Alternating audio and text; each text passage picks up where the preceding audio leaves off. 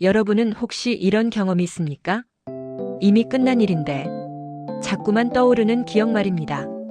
몇 년 전의 대화일 수도 있고, 이미 지나간 선택일 수도 있고, 아주 오래된 실수일 수도 있습니다. 그 순간은 이미 끝났습니다. 시간은 흘러갔고, 상황도 바뀌었고, 사람들도 각자의 삶을 살아가고 있습니다. 그런데 이상하게도 어떤 기억은 쉽게 사라지지 않습니다. 가끔 조용한 순간에 그 장면이 다시 떠오릅니다. 그리고 우리는 이렇게 생각합니다. 그때 내가 그렇게 말하지 않았더라면, 그때 다른 선택을 했더라면, 그때 조금만 다르게 행동했더라면. 이 질문은 거의 모든 사람들이 살면서 한 번쯤 경험하는 질문입니다. 하지만 여기서 조금 흥미로운 질문을 하나 던져보겠습니다. 왜 인간은 이미 지나간 일을 이렇게 오래 붙잡고 있을까요?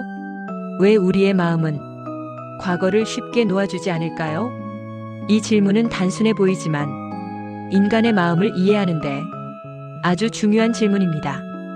프랑스 철학자 마르셀 프루스트는 기억에 대해 이런 말을 했습니다. 기억은 단순히 과거를 보존하는 것이 아니라 과거를 다시 만들어낸다. 이 문장은 기억의 본질을 아주 잘 설명합니다. 우리는 흔히 기억을 이렇게 생각합니다.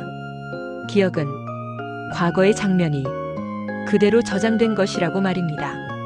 하지만 실제로는 조금 다릅니다.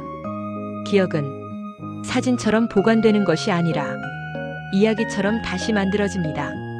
예를 들어, 같은 사건을 경험한 두 사람이 몇 년 후에 그 일을 이야기할 때 놀랍게도 기억의 내용이 조금씩 다를 수 있습니다.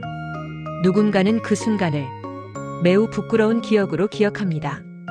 하지만 다른 사람은 그 일을 별로 중요하지 않은 일로 기억합니다.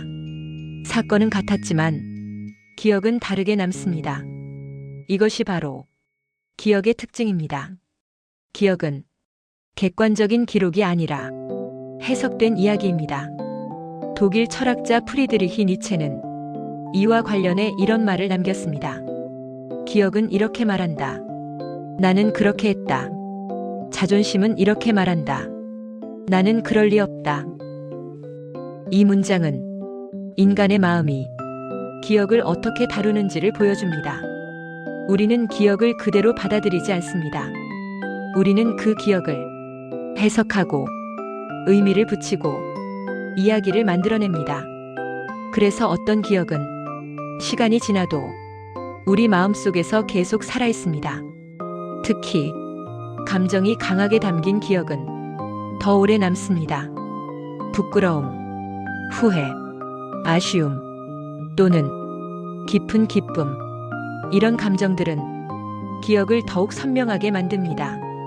그래서 우리는 때로 아주 오래된 일을 어제 일처럼 떠올리기도 합니다. 하지만 여기서 한 가지 중요한 사실이 있습니다. 기억이 떠오른다는 것은 과거가 다시 돌아온 것이 아닙니다. 단지 우리 마음이 그 장면을 다시 꺼내본 것뿐입니다. 이 사실은 생각보다 중요합니다. 왜냐하면 우리는 종종 기억을 떠올리면서 마치 그 일이 지금 다시 일어나고 있는 것처럼 느끼기 때문입니다. 예를 들어, 오래된 실수를 떠올릴 때 우리는 여전히 부끄러움을 느낄 수 있습니다. 하지만 사실 그 순간은 이미 끝났습니다. 시간은 이미 그 장면을 지나갔습니다. 영국 철학자 버트런드 러셀은 이 문제에 대해 이렇게 말했습니다. 과거에 집착하는 것은 현재의 삶을 좁게 만든다. 이 말은 우리를 과거에서 끌어내기 위한 말이 아닙니다. 오히려 과거를 바라보는 방식에 대한 이야기입니다. 우리는 과거를 완전히 잊을 수 없습니다. 그리고 사실 그럴 필요도 없습니다. 기억은 우리 삶의 일부이기 때문입니다. 하지만 기억이 우리의 현재를 계속 지배한다면 삶은 점점 좁아집니다. 그래서 어떤 사람들은 이렇게 말합니다. 기억은 붙잡기 위한 것이 아니라 이해하기 위한 것이라고 말입니다. 예를 들어, 우리가 과거의 실수를 떠올릴 때 이렇게 생각할 수도 있습니다. 나는 왜 그런 선택을 했을까? 이 질문은 자신을 비난하기 위한 질문이 아니라 자신을 이해하기 위한 질문이 될 수 있습니다. 그 순간의 상황, 그때의 감정, 그때의 생각, 이 모든 것을 바라보면 우리는 그 장면을 조금 다르게 이해하게 됩니다. 그리고 그 이해는 기억의 무게를 조금 가볍게 만들기도 합니다. 사실 우리의 삶은 끊임없이 변화합니다. 과거의 우리는 지금의 우리가 아닙니다. 우리는 경험을 통해 조금씩 바뀌고 있습니다. 그래서 과거의 선택을 바라볼 때 이 질문을 던져볼 수도 있습니다. 그때의 나는 그 상황에서 할 수 있는 선택을 했던 것 아닐까? 이 질문은 자신을 변명하기 위한 것이 아니라 자신을 조금 더 인간적으로 이해하기 위한 질문입니다. 왜냐하면 우리는 모두 완벽한 상태에서 선택하며 살아가는 것이 아니기 때문입니다. 우리는 항상 제한된 정보 속에서, 감정 속에서, 상황 속에서 결정을 내립니다. 그래서 시간이 지나면 다르게 보이는 장면들이 생깁니다. 그리고 그 장면들은 우리에게 질문을 던집니다. 지금의 나는 그 일을 어떻게 바라보고 있는가? 이 질문은 기억을 없애지 않습니다. 하지만 기억의 의미를 조금 바꿀 수 있습니다. 어떤 기억은 후회의 이야기로 남을 수 있습니다. 어떤 기억은 배움의 이야기로 남을 수 있습니다.